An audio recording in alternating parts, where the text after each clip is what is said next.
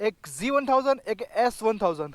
तो गाइस दोनों का साउंड आप थोड़ा कंपेयर करते हैं, चालू करते हैं अभी। इसका मीटर देखो भाई, कितना ही प्यारा मीटर है इसका। सो 1 2 3 स्टार्ट। ओहो भाई, क्या बात है, क्या बात है, क्या बात है। ये है BMW S1000RR, फुल्ली लोडेड है भाई। इसमें लगा है फुल सिस्टम एरो एग्जॉस्ट। तो गाइस बहुत ही ज़्यादा लाउड है ये गाड़ी।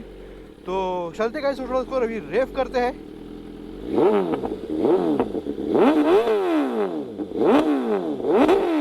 शुरू करते हैं।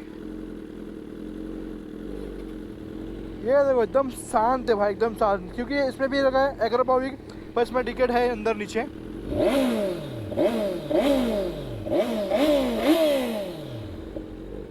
गाइस जरूर कमेंट करके बताना कौन सी ज़्यादा लाउड है।